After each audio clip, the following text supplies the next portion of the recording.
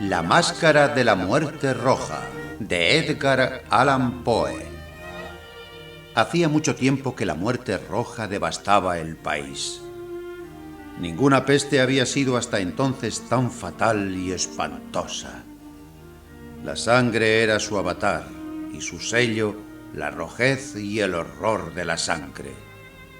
Se producían agudos dolores, súbitos vértigos, y después los poros sangraban copiosamente hasta producir la muerte.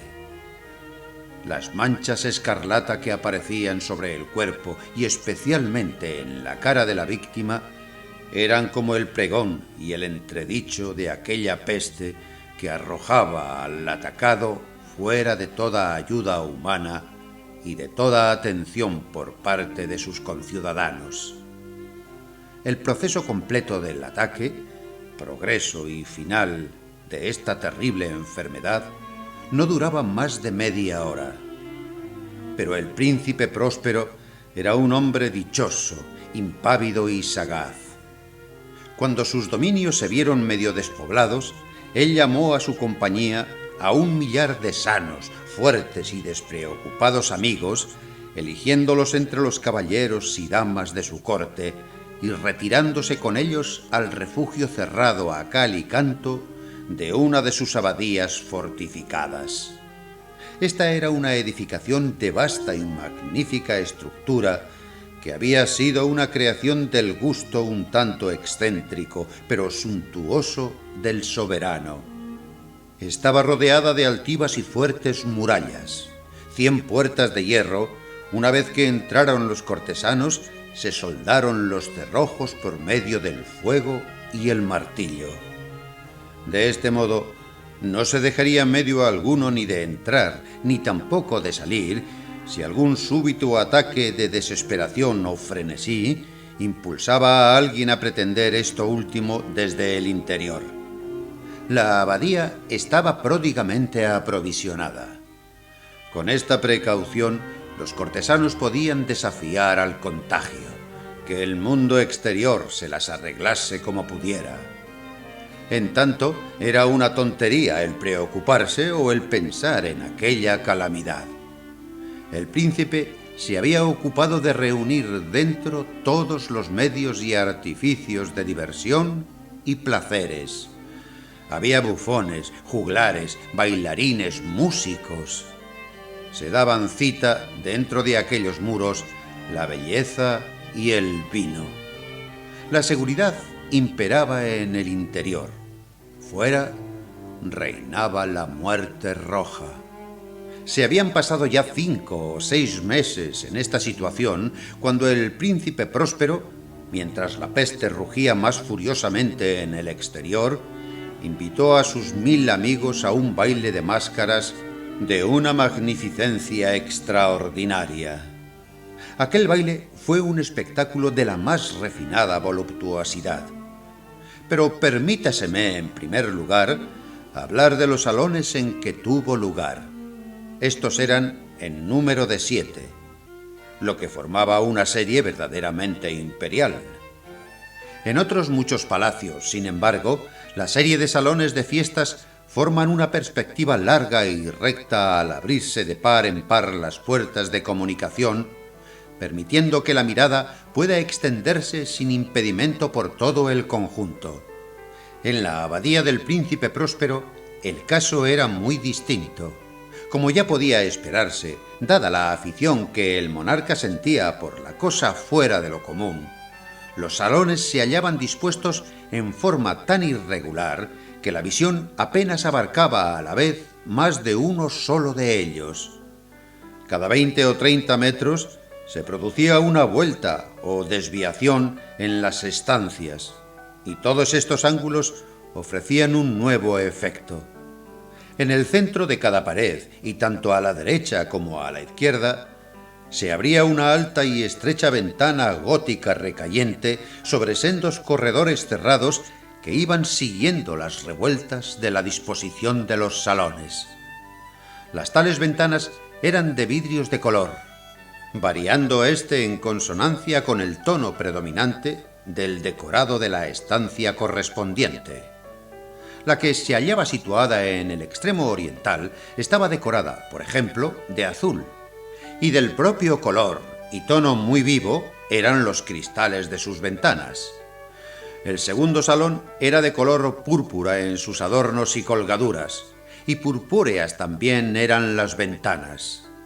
Al verde absoluto del tercero correspondían verdes ventanales, y al cuarto, quinto y sexto correspondían tonalidades color naranja, blanco y violeta respectivamente, tanto en la decoración como en los encristalados huecos. El séptimo de los salones se hallaba completamente rodeado de colgaduras de terciopelo negro que pendían en toda su extensión desde el mismo techo, cubriendo totalmente las paredes y cayendo en pesados pliegues sobre una alfombra del mismo material y color. Pero allí, el de las ventanas, excepcionalmente, dejaba de corresponder, siendo los cristales de tonalidades escarlata de reflejo intensamente sangriento.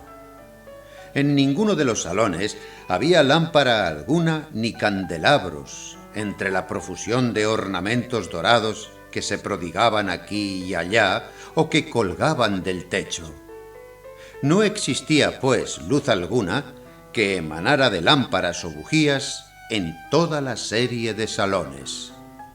Pero en los corredores que corrían a ambos lados y frente a cada ventana, se alzaban otros tantos trípodes macizos que sostenían enormes braseros de cobre donde ardían llamas que proyectaban su luz a través de los cristales de color, iluminando así brillantemente las estancias y produciendo una multitud de llamativos, fantásticos y cambiantes aspectos.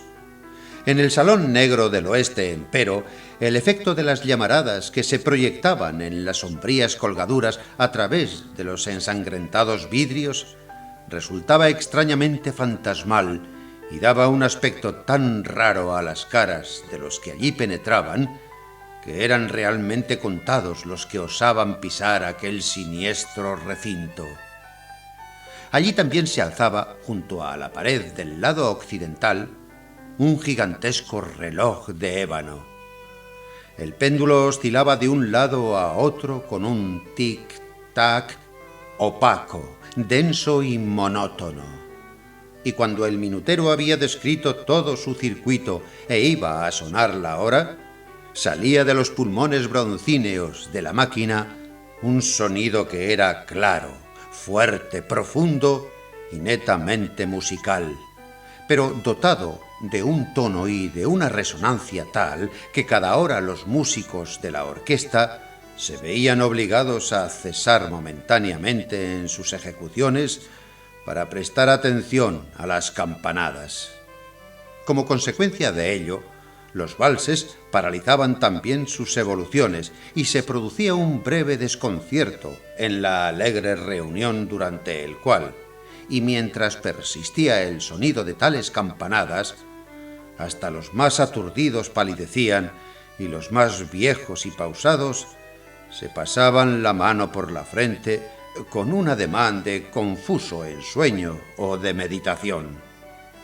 Pero cuando el último eco de la campana se desvanecía, se levantaba por doquier una risa ligera y los músicos se miraban mutuamente sonriéndose y murmurando entre sí solemnes votos de que las próximas campanadas de reloj no producirían en ellos emociones parecidas. No obstante lo cual, cuando después del transcurso de otros 60 minutos, que abarca 3600 segundos del fugitivo tiempo, sobrevenía otro campaneo en el reloj, se producía el mismo desconcierto, estremecimiento y meditación que antes. A pesar de este detalle, las fiestas, por no llamarles orgías, que constituían allí el pan nuestro de cada día, eran alegres y llenas de esplendor. Los gustos del príncipe eran muy especiales. Poseía un ojo excelente para los colores y los efectos. Le desagradaban los decorados a la moda sin más aliciente que éste. Sus concepciones eran atrevidas y ardientes, brillando con un fulgor que tenía algo de bárbaro. Algunos le habrían tenido por loco, pero sus cortesanos sabían que no lo estaba, aunque era preciso oírle, verle y tocarle para formar una impresión favorable sobre su estado mental. Con motivo del gran baile de máscaras al que hemos hecho referencia, fue el propio príncipe quien dirigió en gran parte la decoración circunstancial de los 7 salones, y su gusto personal fue el que señaló las características de los disfraces. Puede darse por descontado que predominaba la nota de lo grotesco. Había mucho relumbrón, mucho esplendor, y se recorría toda la gama de lo chocante y de lo fantástico. Algo así, en fin, de lo que después pudo verse en el Hernani. Se veían allí figuras arábigas con vestiduras bastante anacrónicas y fantasmagorías delirantes, propias de mentes enloquecidas. Había mucho de bello y mucho de extravagante. Mucho también de pintoresco, algo de terrible y no poco de lo que más bien podría inspirar repulsión.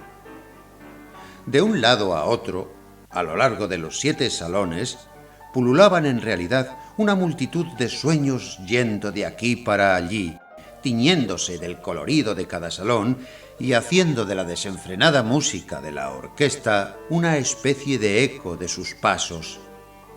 Pero he aquí que de pronto resonó el reloj de ébano que se hallaba en el salón de terciopelo. Entonces, por un momento, todo se quedó quieto y enmudecido, salvo la voz del propio reloj. Los sueños parecieron haberse helado donde estaban. Pero se desvaneció el eco de las campanadas y tras aquel instante una risa, leve aún y mal reprimida, acompañó su desaparición. Aumentó la música, renacieron los sueños y circularon de aquí para allá más alegres aún que antes, tiñéndose siempre de los diversos coloridos de los ventanales que filtraban los rayos de los trípodes.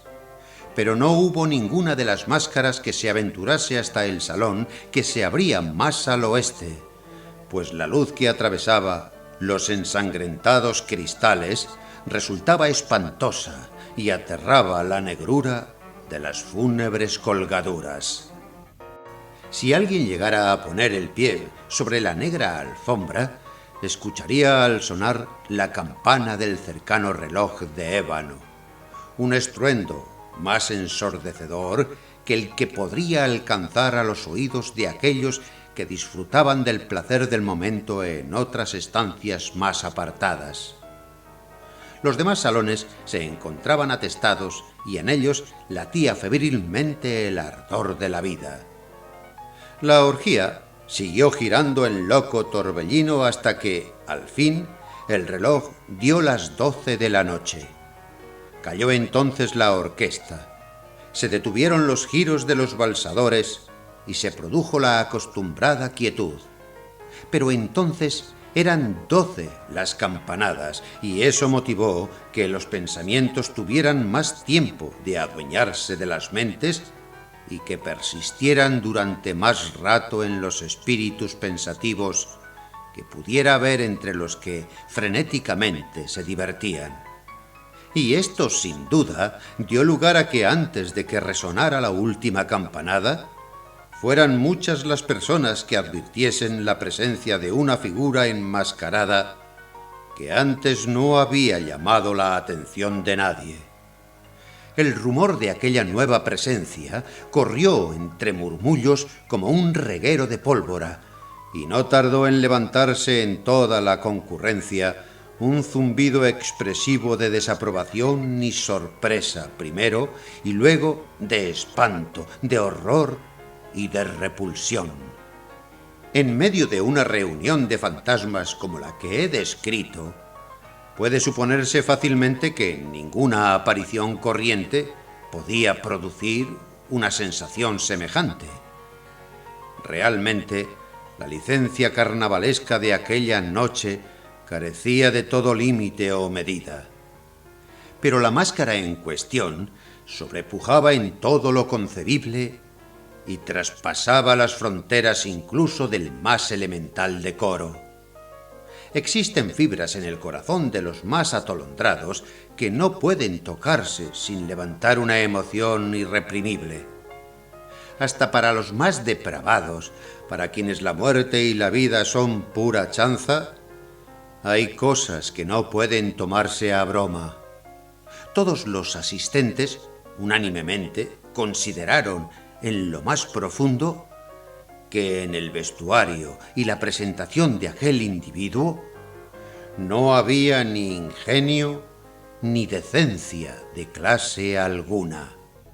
La aborrecible figura era alta y delgada, e iba envuelta de pies a cabeza con el siniestro vestuario propio de la tumba. La máscara que le ocultaba la cara se asemejaba con tal propiedad a la faz de un cadáver yerto que la observación más detallada no hubiera logrado encontrar ni el más leve detalle desacorde con tan funeraria apariencia. Pero todo aquello podría haber sido sufrido, si es que no aprobado, por los aturdidos invitados. Pero la máscara aquella había llegado al extremo de asumir el aspecto de la muerte roja. Su mortaja estaba salpicada de sangre, y su ancha frente, como todas las facciones de la cara, moteada por el horror escarlata. Cuando la mirada del príncipe Próspero cayó sobre aquel espectral fantasma que, con pausados y solemnes movimientos apropiados para representar mejor su papel, se deslizaba entre las parejas de los bailadores, se vio al soberano convulsionarse en el primer momento con un fuerte estremecimiento, fuese de horror o de cólera, pero al punto la frente se le congestionó de ira. «¿Quién se atreve?», preguntó ásperamente a los cortesanos que se hallaban próximos a él, «a ofendernos de este modo con esta blasfema mojiganga. Cogedle y quitadle la máscara para que podamos conocer a quien va a ser ahorcado al amanecer en una almena». El príncipe Próspero se hallaba en el salón azul situado al extremo oriental cuando pronunció estas palabras que vibraron clara y penetrantemente a través de las 7 estancias, pues el príncipe era un hombre enérgico y robusto, y la música se había callado ante una indicación de su mano. Al escucharlas, se produjo al principio, entre el grupo de empalidecidos cortesanos que le rodeaban, un movimiento impulsivo en dirección al intruso, que en aquel momento se hallaba también próximo, y que, seguidamente, se acercó aún más al monarca con paso lento y altivo. Pero bajo la influencia de un pavor sin nombre que la arrogancia de la máscara había inspirado a todos los presentes, es lo cierto que no se encontró a nadie que alargase la mano para detenerle, y por lo tanto pudo llegar sin obstáculo hasta 1 metro de distancia de la principesca persona. El espectro pasó junto a éste mientras la multitud se replegaba desde el centro de los salones hacia las paredes, y con aquel mismo paso mesurado que le había caracterizado desde los primeros momentos, salió de la cámara azul a la púrpura, atravesó esta, llegó y cruzó la verde. De esta fue a la anaranjada, y luego pasó por la blanca y la violeta sucesivamente, antes de que se llegara a realizar ni un solo movimiento para detenerle. El príncipe, entonces, enloquecido por la rabia, a la par que avergonzado de su propia cobardía momentánea, se lanzó precipitadamente a través de los 7 salones sin que nadie le siguiera a causa del invencible terror que se había apoderado de todos. Desenvainó su daga, la alzó en alto y se había acercado ya, en su veloz ímpetu, hasta una distancia no mayor de 1 metro de la figura en marcha, cuando ésta, que había llegado ya al extremo opuesto del salón de terciopelo negro, se volvió súbitamente e hizo frente a su seguidor. Se alzó de todas partes un agudo grito y la daga cayó rebrillando en la alfombra negra, sobre la cual inmediatamente se derrumbó también, muerto, el príncipe Próspero. Entonces, arrastrados por el ciego valor de la desesperación, unos cuantos cortesanos se precipitaron en tropel en el salón negro y asieron a la máscara cuya elevada figura se erguía inmóvil junto al reloj de ébano. Pero los osados aprensores dieron un respingo lleno de indescriptible espanto cuando comprobaron que la sepulcral mortaja y la máscara cadavérica en que habían puesto las manos con ruda violencia carecían de todo tacto y resultaban totalmente intangibles. Entonces se reconoció la presencia de la muerte roja.